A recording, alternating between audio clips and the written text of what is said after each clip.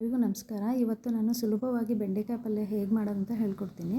ಒಂದು ಬಾಣಲಿಗೆ ಒಂದು 2 ಸ್ಪೂನ್ ಎಣ್ಣೆ ಹಾಕ್ಕೊಂಬಿಟ್ಟು ಹೆಚ್ಚಿರೋ ಬೆಂಡೆಕಾಯಿನ ಅದಕ್ಕೆ ಹಾಕ್ಕೊಳ್ಳಿ. ಬೆಂಡೆಕಾಯಿ ತುಂಬ ಚೆನ್ನಾಗಿ ಹುರ್ಕೋಬೇಕಾಗತ್ತೆ, ಯಾಕಂದರೆ ಲೋಳೆ ಅಂಶ ಬೆಂಡೆಕಾಯಲ್ಲಿ ಜಾಸ್ತಿ ಇರುತ್ತೆ ಅಂತ ನಿಮಗೆಲ್ಲ ಗೊತ್ತು. ಆ ಬೆಂಡೆಕಾಯಿ ಚೆನ್ನಾಗಿ ಹುರ್ಕೊಬೇಕು. ಆ ಲೋಳೆ ಅಂಶ ಹೋಗಬೇಕಂದ್ರೆ ಒಂದೇ ಒಂದು ಸ್ವಲ್ಪ ಉಪ್ಪು ಹಾಕ್ಕೊಳ್ಳಿ.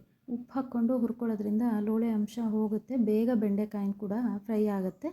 ಚೆನ್ನಾಗಿ ಹುರ್ಕೋಬೇಕು. ನೋಡಿ, ನಿಮಗೆ ಹುರಿದಿದೆಯಾ ಇಲ್ಲ ಅಂತ ಗೊತ್ತಾಗೋಕ್ಕೆ ಕಲರ್ ಚೇಂಜ್ ಆಗುತ್ತೆ. ತಕ್ಕೊಂಬಿಟ್ಟು ಒಂದು ಬಾಣಲೆಯಲ್ಲಿ ಒಂದು 2 ಸ್ಪೂನ್ ಎಣ್ಣೆ ಹಾಕ್ಕೊಂಬಿಟ್ಟು ಅದಕ್ಕೆ ಕರಿಬೇವು, ಈರುಳ್ಳಿ, ಟೊಮ್ಯಾಟೊ ಹಾಕ್ಕೊಂಡು ಚೆನ್ನಾಗಿ ಫ್ರೈ ಮಾಡ್ಕೊಬೇಕು. ಚೆನ್ನಾಗಿ ಫ್ರೈ ಮಾಡಬೇಕಂತಂದರೆ ಮತ್ತು ಟೊಮ್ಯಾಟೊ ಸ್ವಲ್ಪ ಸಾಫ್ಟ್ ಆಗಬೇಕಂತಂದರೆ ಅದಕ್ಕೆ ಸ್ವಲ್ಪ ಉಪ್ಪು ಹಾಕ್ಕೊಳ್ಳಿ. ಟೊಮ್ಯಾಟೊ ಮತ್ತು ಈರುಳ್ಳಿ ಬೇಗನೆ ಸಾಫ್ಟ್ ಆಗುತ್ತೆ.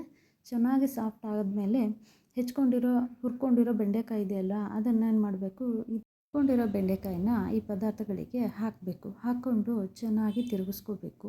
ಚೆನ್ನಾಗಿ ಮಿಕ್ಸ್ ಮಾಡ್ಕೊಳ್ಳೋದ್ರಿಂದ ಈರುಳ್ಳಿ, ಟೊಮ್ಯಾಟೊ ಎಲ್ಲ ಬೆಂಡೆಕಾಯಿಗೆ ಹೊಂದ್ಕೊಳ್ಳುತ್ತೆ. ಚೆನ್ನಾಗಿ ಮಿಕ್ಸ್ ಮಾಡ್ಕೊಂಡಾದಮೇಲೆ ನಿಮಗೆ ರುಚಿಗೆ ತಕ್ಕಷ್ಟು ನೋಡ್ಕೊಳ್ಳಿ. ಖಾರದ ಪುಡಿ, ಕೊತ್ತಂಬರಿ ಪುಡಿ, ಸ್ವಲ್ಪ ಸಾಂಬಾರು ಪುಡಿ, ಆಮೇಲೆ ಒಂದು ಸ್ವಲ್ಪನೇ ಉಪ್ಪು ಹಾಕ್ಕೊಂಡು ಮಿಕ್ಸ್ ಮಾಡ್ಕೋಬೇಕಾಗತ್ತೆ. ನಿಮ್ಮ ರುಚಿಗೆ ನೀವು ನೋಡಿಕೊಂಡು ಇವುಗಳನ್ನೆಲ್ಲ ಹಾಕ್ಕೊಳ್ಳಿ.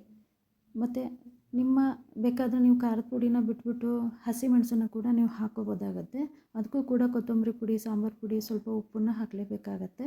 ನೋಡ್ಕೊಳ್ಳಿ, ನಿಮ್ಗೆ ಹೇಗೆ ಅನಿಸುತ್ತೆ ಹಾಗೆ ಮಾಡಿ. ನನಗೇನು ಖಾರದ ಪುಡಿ ತುಂಬ ಇಷ್ಟ ಆಗುತ್ತೆ, ಅದಕ್ಕೋಸ್ಕರ ಖಾರದ ಪುಡಿನೇ ಹಾಕ್ತೀನಿ. ಇದನ್ನೆಲ್ಲ ಹಾಕಿದ ನಂತರ ಚೆನ್ನಾಗಿ ಮಿಕ್ಸ್ ಮಾಡ್ಕೋಬೇಕಾಗತ್ತೆ.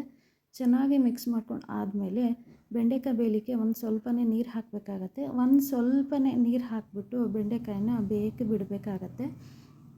ಬೆಂದಿದ್ದು ನಿಮಗೆ ಗೊತ್ತಾಗುತ್ತೆ. ಬೆಂಡೆಕಾಯಿ ಸ್ವಲ್ಪ ಸಾಫ್ಟ್ ಆಗುತ್ತೆ. ಮುಚ್ಚಿಟ್ಬಿಟ್ಟು ಒಂದು 2 ನಿಮಿಷ ಬೇಯಿಸ್ಕೊಳ್ಳಿ. ಬೇಯಿಸ್ಕೊಂಡು ಆದ ನಂತರ ಕೊಬ್ಬರಿ ತುರಿನ ಇದಕ್ಕೆ ಮಿಕ್ಸ್ ಮಾಡ್ಕೊಳ್ಳಿ. ಚೆನ್ನಾಗಿ ಮಿಕ್ಸ್ ಮಾಡ್ಕೊಂಡಾದ ತಕ್ಷಣ ಸ್ವಲ್ಪ ಒಂದು 2 ನಿಮಿಷಗಳ ಕಾಲ ಸಣ್ಣ ಉರಿಲೇ ಇದನ್ನು ಒಲೆ ಮೇಲೆ ಹಾಗೆ ಬೇಯಿಸ್ಕೊಳ್ತಾ ಹೋಗಿ. ಒಂದು 2 ನಿಮಿಷ ಬೆಂದರೆ ಸಾಕು ಅನಿಸುತ್ತೆ.